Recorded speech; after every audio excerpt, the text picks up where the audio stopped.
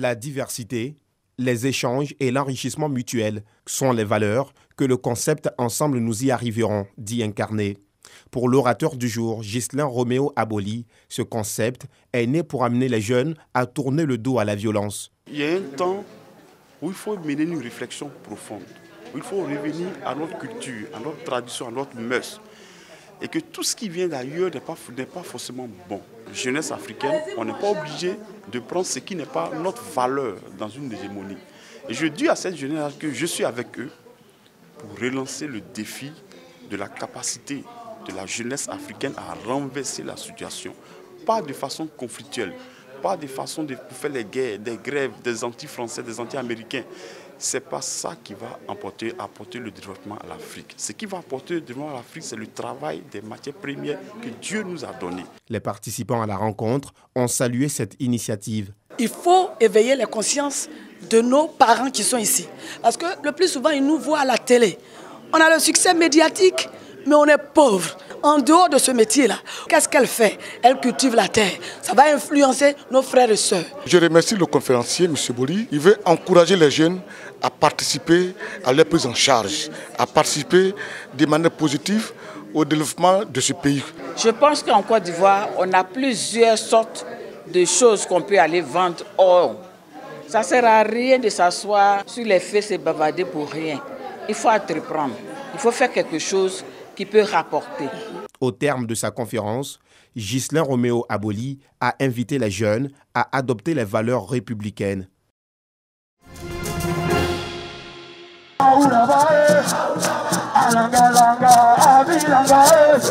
Ces étudiants ont répondu présents à la cérémonie d'investiture du secrétaire général de la Fédération estudiantine et scolaire de Côte d'Ivoire, FESI, élu en décembre dernier pour la mandature 2021-2023. Sinclair Allah, qui rempile pour un second mandat, a été investi par ses anciens de l'organisation. Ces derniers l'ont invité à s'inscrire dans le concept « Zéro violence à l'école ». Dans la violence, on exprime difficilement sa vraie pensée.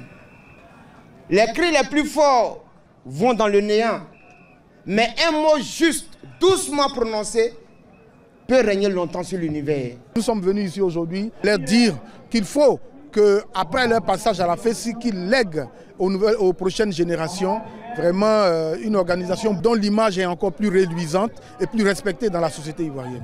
Investi dans ses attributs de secrétaire général pour un mandat de 2 ans, Sinclair Allah s'engage à faire de la fin des congés anticipés son cheval de bataille. Nous voulons prendre l'engagement historique de ce que, après cette année, vous n'attendrez plus parler de ce phénomène, parce que tous ces leaders sont mobilisés, engagés comme un seul homme pour aller éradiquer ce fléau dans notre système. Par cette investiture, Sinclair Allah devient le 11e secrétaire général de la Fédération estudiantine et scolaire de Côte d'Ivoire, une organisation qui a pour but de défendre les intérêts matériels et moraux des élèves et étudiants de Côte d'Ivoire.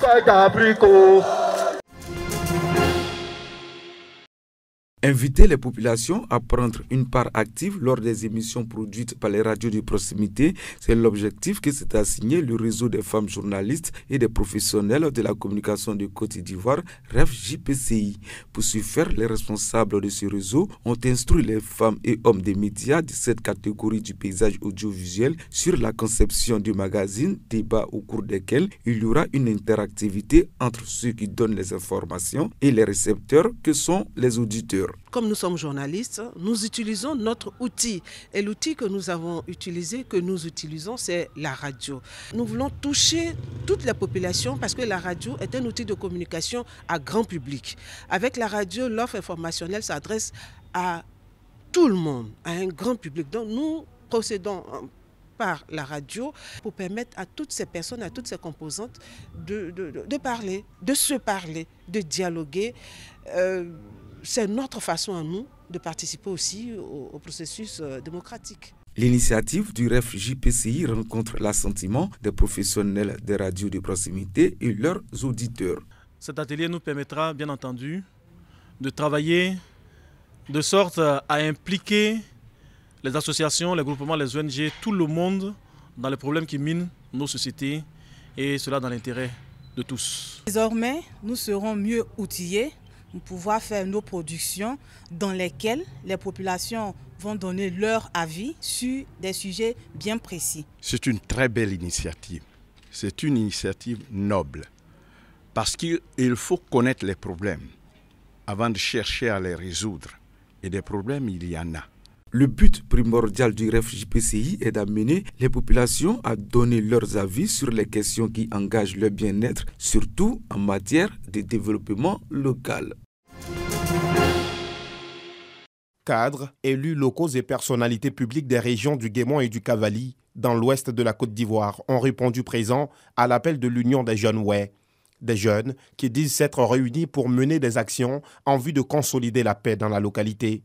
Et le tout à travers un panel sous la thématique « Paix et cohésion sociale dans le Cavali et le Guémont ». L'homme est toujours en quête de paix. Aujourd'hui, on est en train de faire tout à le président Alassane Ouattara pour que tout se passe bien et que ces plaies qui ont été ouvertes soient refermées et qu'on arrive à un pays réconcilié. Les initiateurs ont profité de cette lucarne pour annoncer les perspectives pour cette année 2022. Nous prenons la paix, la cohésion sociale, le développement de nos régions et la formation et l'emploi de nos camarades jeunes. Nous comptons aller sensibiliser encore nos parents parce que nous le faisons chaque année.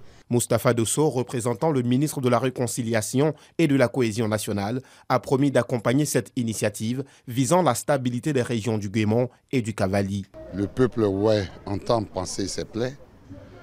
Nous avons indiqué de la part du ministre que s'il est vrai que c'est à deux qu'on fait la guerre, il est également admis que c'est à deux qu'on fait la paix. Malheureusement qu'il y a eu des victimes, mais qu'est-ce qu'on réserve aux vivants? Ceux qui vivent, qu'est-ce qu'on leur réserve? Le ministre a décidé de se rendre dans ces deux régions afin d'aller écouter les populations, non pas pour les juger, mais de prendre en compte leurs problèmes, leurs déshydratats. Comment est-ce que la Côte d'Ivoire peut être encore ce pays traité de havre de paix? Au terme des échanges, tous promettent multiplier les initiatives pour le maintien de la paix dans le Guémont et le Cavali. 76 clubs et 4 groupements d'intérêt ont pris part à la 59e Assemblée générale ordinaire de la Fédération ivoirienne de football. Un seul point à l'ordre du jour, le bilan financier de l'exercice 2020 qui n'avait pas été approuvé le 18 septembre 2021. L'Assemblée a cette fois approuvé le rapport du commissaire aux comptes avant d'accorder le quitus à l'ancien comité directeur qui a obtenu 65 voix contre 59, soit 51% pour et 46% contre. J'ai voté le quitus parce que les personnes qui ont dirigé et ce sont des personnes que je connais. Je sais que c'était dans des conditions très difficiles. Il ne faut pas regarder seulement ce qui a été mal fait parce qu'il y a beaucoup de choses qui ont été bien faites. Je suis heureux pour Sidi Diallo. Sidi Diallo, c'est un grand frère. Sa gestion humaine, sa gestion financière a été aujourd'hui approuvée. On a lui à donner quitus. Dans sa tombe, il y a eu quitus. C'est ça l'essentiel pour moi. Malgré les incohérences, le camp Sidi, paix à son âme, et ils ont eu le quitus. C'est la majorité des présidents qui ont voté le quitus. Nous sommes dans l'obligation de suivre ce vote-là. Donc, Dieu merci pour le comité sortant. De la manière que l'AG s'est terminé en paix, c'est ce que moi je souhaite en tant que doyen du football ivoirien. Une assemblée générale ordinaire qui présage des lendemains meilleurs pour l'élection du nouveau président de la Maison de Verre, prévue le 23 mars 2022. Le président ukrainien a affirmé ce samedi que ses partenaires occidentaux allaient livrer de nouvelles armes à l'Ukraine et a appelé les Ukrainiens à défendre Kiev à de violents combats avec les forces russes.